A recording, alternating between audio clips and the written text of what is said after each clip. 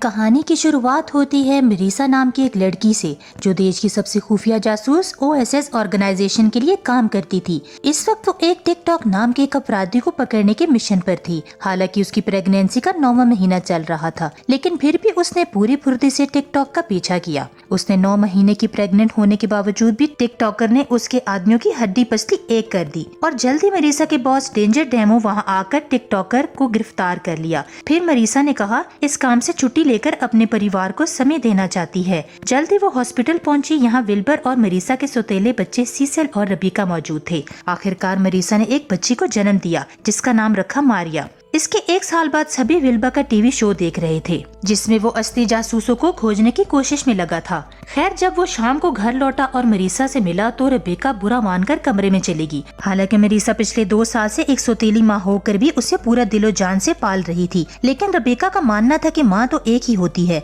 कुछ देर बाद मरीसा रबीका के कमरे में आई और उसने उसकी माँ की तस्वीर थमाते हुए कहा कि वो इसकी जगह नहीं लेना चाहती और साथ ही उसे खुश करने के लिए तोहफे में उसे एक नेकलेस दिया जिसमें अंदर एक खास क्रिस्टल जुड़ा हुआ था। उससे रबीका काफी खुश हुई। इसके बाद वो विल्बर के पास गई। उन्होंने टीवी में देखा कि साइंटिस्ट के हिसाब से समय अपनी आम रफ्तार से थोड़ा तेज दौड़ने लगा था। दरअसल कुछ ही मिनटों में अब कई घंटे बीत रहे थे और अब तक किसी को भी इस बात का एहसास नहीं हुआ। तब टाइम कीपर के एक नाम के विलन ने इसकी जिम्मेदारी ली और पूरी दुनिया पर आर्मेगेडॉन के नाम का हथियार फेंककर धरती को नष्ट करने की धमकी दी। बाद में टाइम कीपर ने टिकटॉक को वो क्रिस्टल चुराने का हुक्म दिया जो इस वक्त रबीका के गले में था। अगली सुबह OSS ने मरीसा को फोन किया और वो क्रिस्टल लेकर ऑफिस पहुँचने को कहा। जब मरीसा ने रबीका से वो नेकलेस वापस मांगा तो रबीका ने गुस्सा होकर नेकलेस का खाली डब्बा लौटा दिया। फिर मरीसा ने अपने कुत्ते ऑर्गेनेट को अपने बच्चों की रखवाली करने को कहा और खुद ऑफिस की ओर निकल पड़ी। मगर जल्द ही टिकटॉकर उसके साथी मरीसा के घर से वो लाल क्रिस्टल चुराने आ पहुंचे। तभी घर का एक ऐलान बजा और उसने बच्चों को खुफिया कमरे में जाने को कहा। रबीका को लग रहा था कि यह मजाक है और अचानक गुंडों ने घर का दरवाजा तोड़ डाला और जल्दी CCL और रबीका जान बचाकर एक खुफिया कमरे में भाग गए। वहाँ उसने एक वीडियो देखी। वहाँ मरीसा बता रही थी कि असल में वो एक खुफिया जासूस है और तो और ऑर्गेनेट कोई कुत्ता नहीं बल्कि वो एक रोबोट है जो घर पर उनकी देखभाल करने के लिए मौजूद है।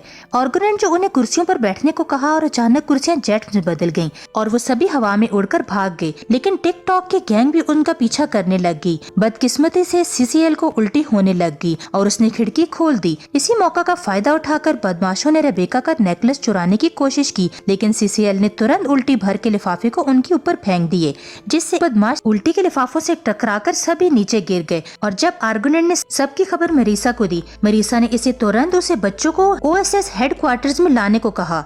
और जब बच्चे वहां पहुंचे तो मरीसा की भतीजी कार्मेन ने उसका स्वागत किया। वो बच्चों को एक खास कमरे में ले गई जहां उसका जासूस बनने का सफर शुरू हुआ था। उन्होंने कई मशीनों से छेड़छाड़ की पर कोई हलचल नहीं हुई। वहीं दूसरी तरफ मरीसा और टिकटॉकर ने उसके अड्डे पर नजर रखने पहुंच गई। जल्द ही टिकटॉक ने उसे ढूंढ निकाला। टिकटॉक के गुंडों ने चुटकियों से उस पर धावा बोल दिया पर मरीसा ने सबको धूल चटा दी। ये देखकर टिकटॉक वहां से दुम दबाकर वहां से भाग निकला। उधर रबीका और CCL जासूस बनने के सपने देखकर वहां पड़े हथियार चलाने लगे, मगर इसका कोई फायदा नहीं हुआ। अब उन्होंने खुद ही बाहर जाकर टाइम कीपर को पकड़ने का फैसला किया। तभी कुछ सिक्योरिटी गार्ड्स ने उन्हें देख लिया और गार्ड्स को लगा कि वो चुपके से हेडक्वार्टर्स में घुस आए थे, इसलिए उन दोनों के पीछे दौड़ने लगे। पर तब ऑर्गेनेट ने अपनी शक्तियों से उनको चकमा दे दिया।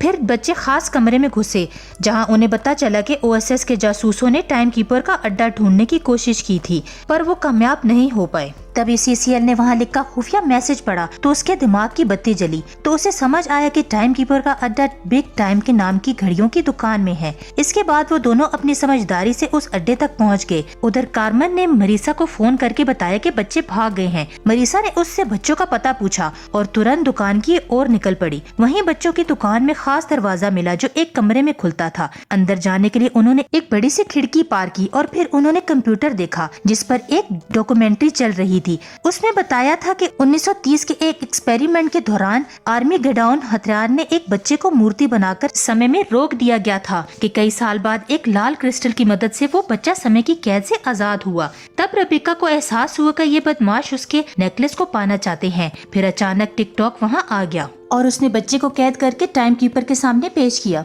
टाइम कीपर रेबेका से नेकलेस छीनने ही वाला था कि मरीसा और कार्मेन ऐन वक्त पर वहां पहुंच गई। जल्दी मरीसा और कार्मेन के बीच जबरदस्त लड़ाई छिड़ गई। तभी अचानक बच्चों के हथियार भी चालू हो गए और वो भी दुश्मनों को धो धो कर मारने लगे। कुछ ही देर के बाद विल्बर को इस लड़ाई की खबर मिली। वो अपने कैमरामैन के साथ अपने जासूसों को ढूंढने आ पहुंचा। वहाँ लड़ाई में टाइम कीपर का पलड़ा भारी पड़ रहा था, इसीलिए मरीसा ने बच्चों से भाग जाने को कहा, पर उसी वक्त टिकटॉक ने रेबेका का नेकलेस चुरा लिया। खैर बाद में बाहर आने पर विल्बर ने मरीसा को फोन करके खुशखबरी दी कि उसने टाइम कीपर और जासूसों की लड़ाई रिकॉर्ड कर ली है। ये सुनकर मरीसा थोड़ी सी डर गई जब विल्बर ने ये वीडियो अपने बॉस को दिखाई। वीडियो में उसके अपने बच्चे और पत्नी है जो टाइम कीपर से लड़ रहे हैं। उसको कुछ समझ नहीं आया और अचानक उसने कंप्यूटर के ऊपर कॉफी गिराकर वीडियो उड़ा दी। उसकी इस हरकत की वजह से बॉस ने उसे नौकरी से निकाल दिया। बेचारे विल्बर ने अपना सामान इकट्ठा किया और बाहर आ गया और बाद में जब वो मरीसा से मिला तो उससे बहुत गुस्सा किया क्योंकि उसने अब तक विल्बर से पूरी सच्चाई छुपा रखी थी। मरीसा ने कहा उसने ये बात इसीलिए छुपाई है क्योंकि जिस दिन उसने मारिया को जन्म दिया उसी दिन उसने नौकरी छोड़ दी थी, लेकिन विल्बर अब भी उसे माफ नहीं कर पाया और गाड़ी में बैठकर चला गया। इधर वक्त बहुत तेज रफ्तार से बीतता जा रहा था। तब ओएसएस के एजेंट की एक मीटिंग हुई जिसमें बताया कि आर्मी के डॉन हथियार को ओएसएस की बिल्डिंग के लेवल 13 पर बहुत कड़ी सुरक्षा में रखा गया है। बॉस डेंजर ने कहा कि अगर किसी ने आर्मी के डॉन को छुड़ा लिया तो धरती का सर्वनाश होना पक्का है। इसी केस में कार्मेन का भाई जूनी भी काफी सालों बाद जासूस के रूप में शामिल हुआ। जब जूनी को ओएसएस का बैच मिला तो कार्मेन ने गुस्से में बैच फेंक दिया क्योंकि वो जूनी के अचानक जाने से काफी नाराज थी। खैर डेंजर ने बहुत सारे जासूसों को टाइम कीपर को पकड़ने की मिशन में भेज दिया और खुद रेबेका और सीसीएल से मिलने चला आया। उसने उनकी बहादुरी की तारीफ की कि वो भी बड़े होकर जासूस बन सकते हैं। जब वो जाने लगा तो अचानक रेबेका ने देखा कि उसकी घड़ी और टाइम कीपर की घड़ी जैसी थी और सीसीएल को भी एहसास हुआ कि अगर उसके नाम को डेंजर डेमो के अल्फाबेट्स को इधर उधर हिलाए गए तो वो आर्मी के डॉन बन जाएगा। ये सुनकर डेंजर ने अचानक दरवाजा बंद कर लिया। तब ये खुलासा होता है कि असल में डेंजर ही टाइम कीपर है।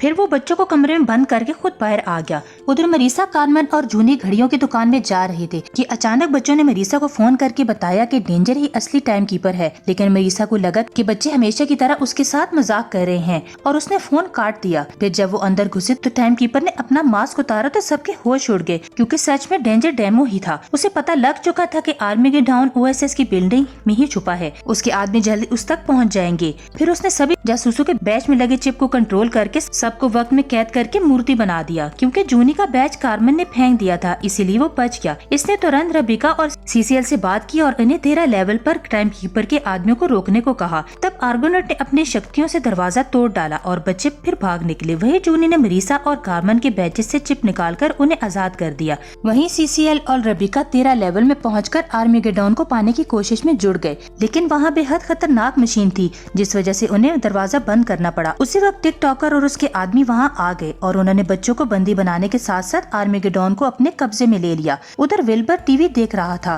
कि अचानक आर्गोनेट ने उसे फोन करके खबर दी कि बच्चों की जान खतरे में है। वहीं बच्चे डेंजर डेमो से मिले तो उन्होंने पूछा कि वो ये सब क्यों कर रहा है। तब उसने बताया सालों पहले इस एक्सपेरिमेंट के पीछे उसके पिता का हाथ था और वो जो बच्चा समय में कैद हुआ वो कोई और नहीं बल्कि डेंजर डेमो ही था। उसके पिता ने अपनी पूरी जिंदगी उसे समय से उसे आजाद कराने की कोशिश में गुजार दी, लेकिन वो कामयाब नहीं हो सके। फिर कुछ साल बाद विल जेनो को वो लाल क्रिस्टल मिला जिसकी शक्तियों से डेंजर डेमो को आजाद किया जा सकता था। फिर डेंजर आजाद हुआ तो उसने देखा कि उसके सभी परिवार वाले मर चुके थे, इसीलिए अब वो आर्मेगेडोन की मदद से समय में वापस जाके अपने पिता से मिलना चाहता था। तब सीसीएल ने देखा कि समय में वापस जाने की कोशिश कर चुका है, पर हर बार चीजें और बिगड़ जाती थी। असल में टिकटॉकर और उसकी पूरी गैंग भी समय के साथ छेड़छाड़ करने का ही नतीजा था। तब रेबेका ने इसका दर्द समझा और इसका बचा हुआ समय खुशी से गुजारने की सलाह दी, मगर डेंजर ने किसी एक की न सुनी और वो आर्मेगेडोन को साथ लेकर टाइम मशीन में चला गया। इस बार वो लाल क्रिस्टल भी उसके पास था, इसीलिए वो समय वापस जाने में सफल हो गया। लेकिन कुछ ही पलों में वो वापस आ गया। अब वो काफी बूढ़ा हो चुका था क्योंकि इस तरह बार बार टाइम मशीन में जाने से इंसान के शरीर पर बहुत बुरा असर होता था। वापस आकर उसे समझ आया कि जो बीत गया उसे बदला नहीं जा सकता और न ही उसके पिता वापस लौट कर आ सकते हैं, इसलिए अब इसके पास जो समय बाकी बचा है वो उसे खुशी से गुजारना चाहिए।